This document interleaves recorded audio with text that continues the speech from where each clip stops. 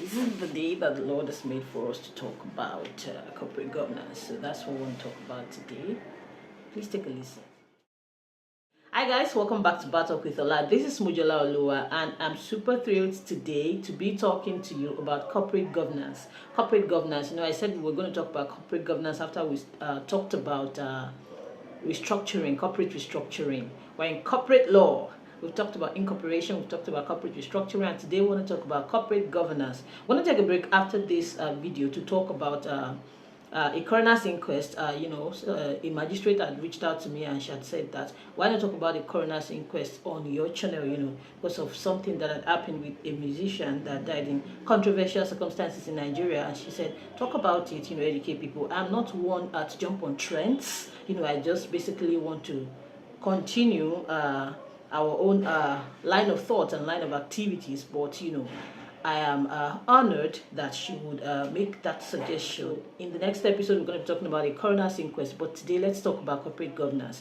The easy way for you to understand corporate governance is this. Think of political governance, the way that a nation, a country, Nigeria is governed. We elect leaders, and by the theory of social contracts, we cede our rights, we cede our responsibilities, we cede our duties, and then our entitlements to them, so that they govern us. They make decisions for us, decisions that we should have made individually.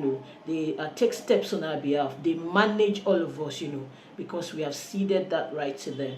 So that's the same way that corporate governance works. So the only difference is that it works in the corporate world. In a company, it is the way that a company is governed, the way that a company is managed, the way that a company is run, the ideologies, the ethical considerations, the corporate social responsibility, the way that the company interfaces with its environment, with the way that it interfaces with customers, with regulators, and the way that it makes its profit, the way that it runs day to day, the general running and management of the company, the way that it is administered. That is what we call corporate governance, and it is done.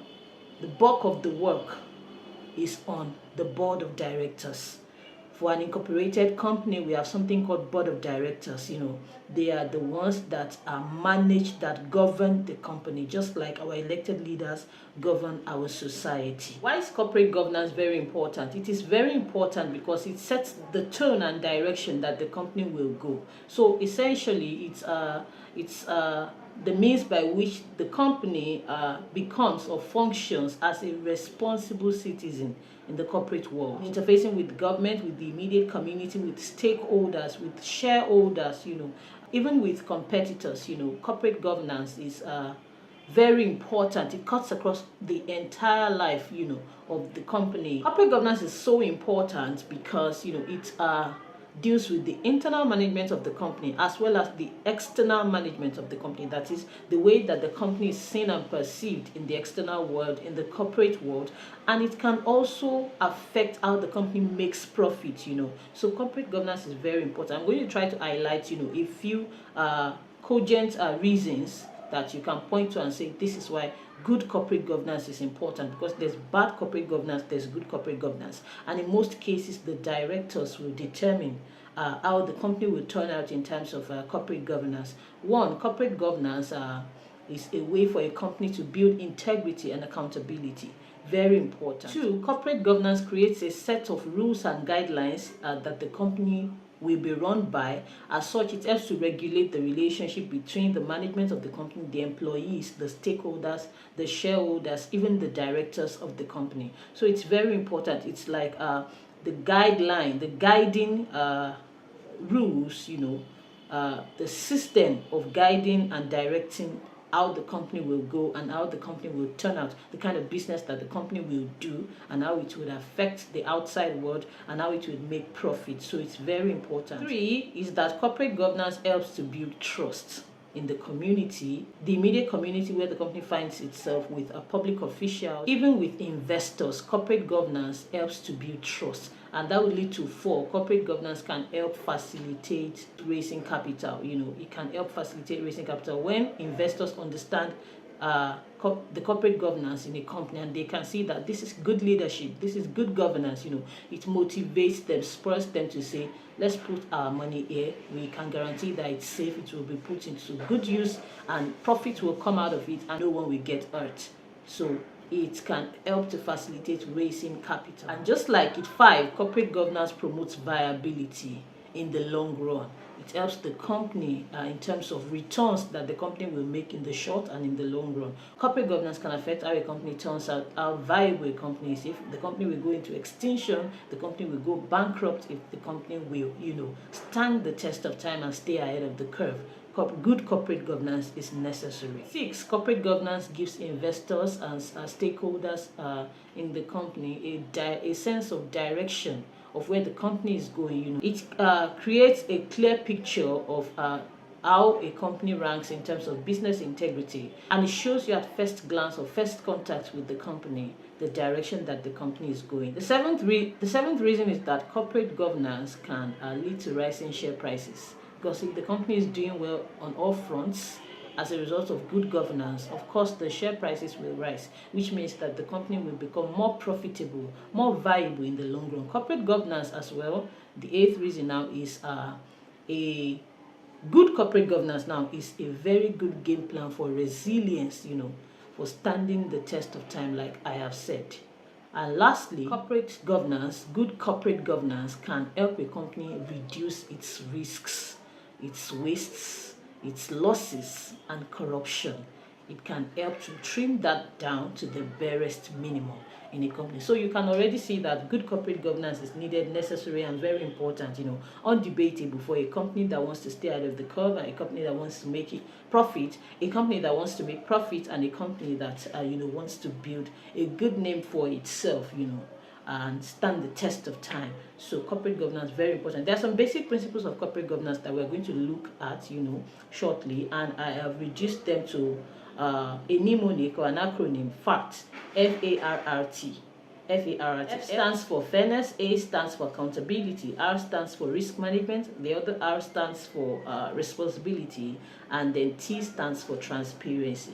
These are very important principles, however basic, that a company is run by, is governed by, and we're going to look at them in detail. The board of directors is the most important element in corporate governance. They are the stakeholders, they are the ones that make decisions such as remuneration for executives of the company, appointment of officers of the company, and payment of dividends. So they are very important when it comes to corporate governance. They make different decisions, even decisions that do not only affect the finances of the company, they also make decisions that affect, corporate image, the brand, and decisions that affect how the company is perceived in terms of environmental responsibility, social responsibility. The board of directors are very key in implementing good corporate governance. They must be very responsible. They must rise to the occasion to ensure that a company is properly governed,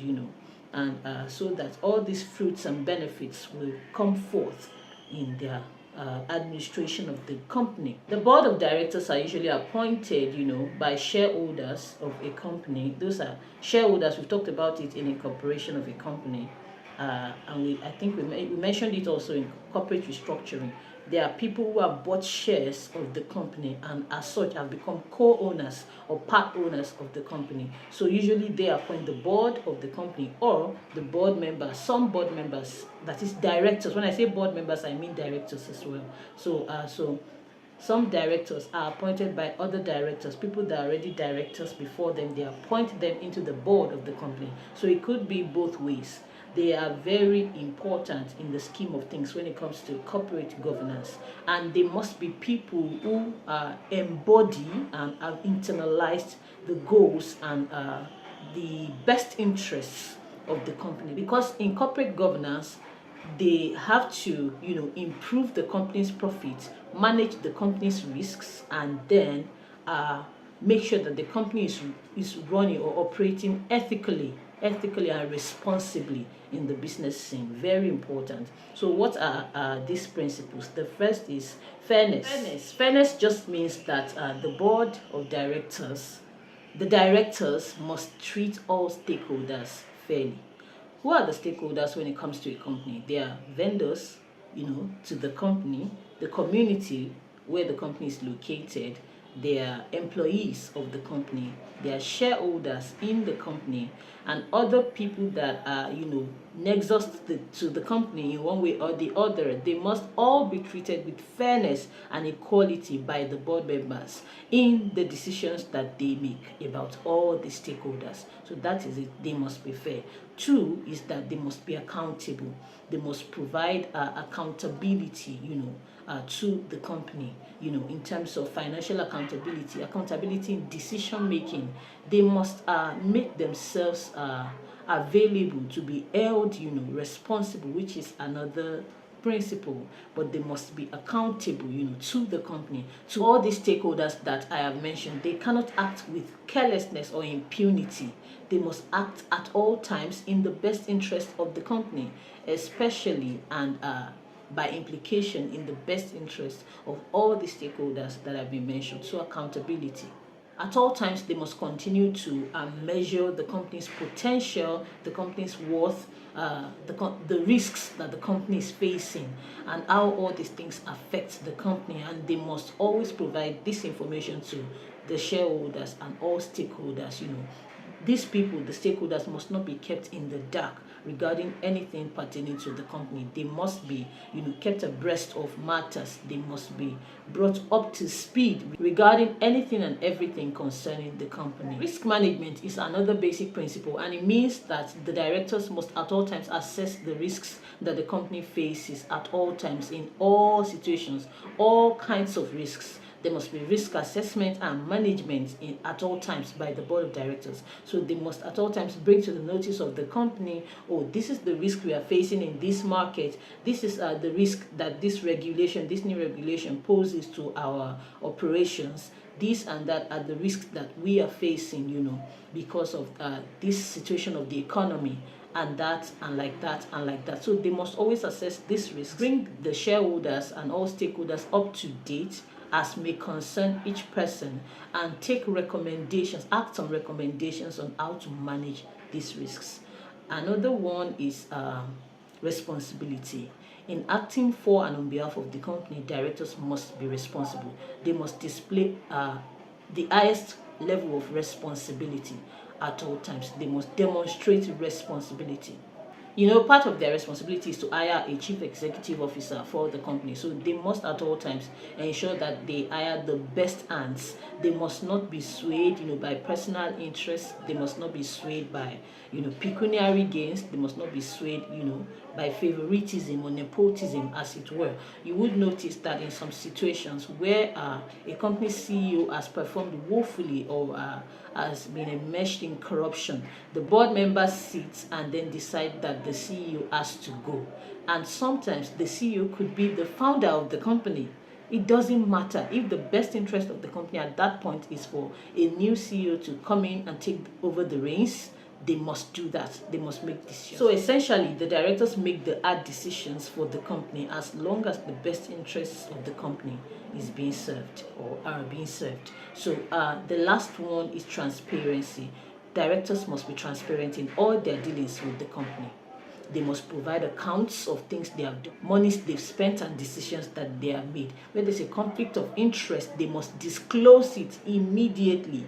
Very important. They must be transparent. They must carry everyone along. The members of the company, the stakeholders must be carried along. So transparency, very important. Transparency also means financial transparency. That means that they must provide the financial situation of the company to the members of the company at all times, and they must also provide any information about risks that shareholders and stakeholders may be exposed to to them as proper and as due. You would see that these things are interwoven. They all sound similar. So the best way to tie them up is to say that directors must exercise Iberima Fides, utmost good faith, in being directors of a company. That is the best way for them to implement and to, administer good corporate governance, for the company. Now, let's look at some corporate governance models briefly. Let's run through 3 models, quickly. We have the Anglo-Saxon model, the Japanese model, and the German model. In the Anglo-Saxon model, which can also be called the Anglo-American model or the Anglo-US model, the board of directors and the shareholders have more controlling power over, the company. The managers of the company and its principal officers derive their power from, the shareholders and the board of directors. So the board of directors and shareholders are up, and the managers, day-to-day managers, and the principal officers of the company are under them, so to speak. And this is because the US and the British businesses are more individualistic in nature, and so this system suits them better. The German model is also called the continental model, and it works in such a way that there's an executive board and then there's a supervisory council. So the executive board, they're the ones that implement corporate governance in the company, but they are supervised by the supervisory council. So the supervisory council is over them, And, so the supervisory council is over the executive board, and this model usually seeks to comply with government policies and government directives, and so they are more inclined towards making sure that the company is in line with what the government wants per time and what is good for their immediate society. And then there's the Japanese model, which are models after a Japanese word called keiretsu, which essentially portrays a joint sense of responsibility. So the corporate governance of the company is made up of, the customers, the suppliers, the vendors, the creditors of the company, as well as the employees, the directors of the company, the officers of the company. So all of them, all stakeholders, they work hand in hand to ensure that the company's corporate governance is good, and the company is being steered in the right direction, and the company is protected, and it's and it works in a favorable way, for even the immediate community where it finds itself. So they tend to implement balance between all stakeholders.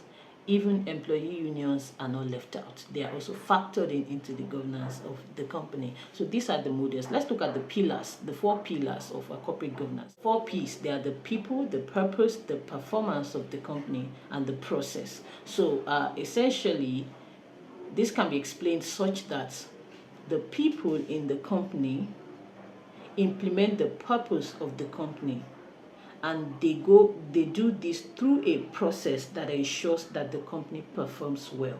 So people, purpose, performance, and process, the 4 P's, the 4 pillars of corporate governance. So essentially, when we're talking about corporate governance, good corporate governance, for instance, we're looking at who are the people governing this company, who are the people running this company, who are its employees, who are its employers, who are the directors, who are the principal officers of the company, who are its vendors, who are its customers, who are its shareholders, who are its stakeholders. We're looking at that in its entirety. Then we're looking at what's the purpose of this company? Why was this company established? And are these people working towards implementing the purpose of the company? Then we're looking at the process through which they're implementing the purpose of the company. Are these processes, are they balanced? Are they ethical? Are they profitable processes?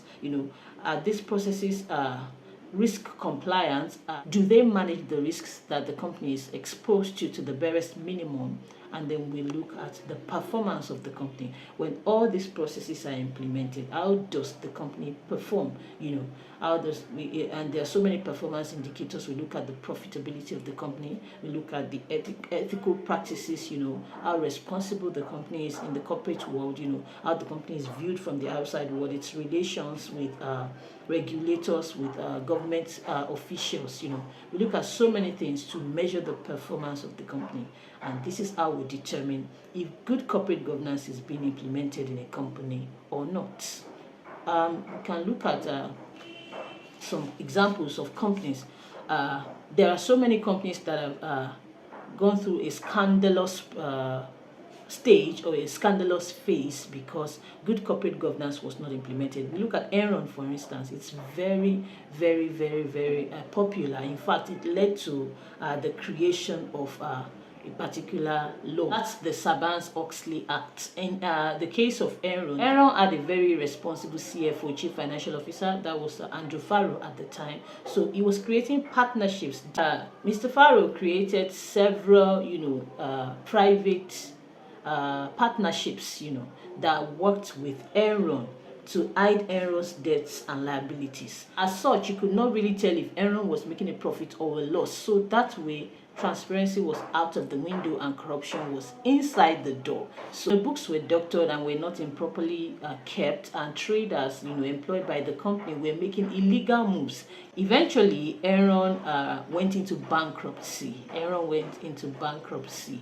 And as such, a law was introduced, the Sarbanes-Oxley law, to ensure that companies now had more stringent bookkeeping and more transparent financial reporting and responsibility by the directors and the principal members of the company. As such, we can look at Enron, and Enron today is a locus classicus for bad corporate governance. A good corporate governance that we can look at would be PepsiCo.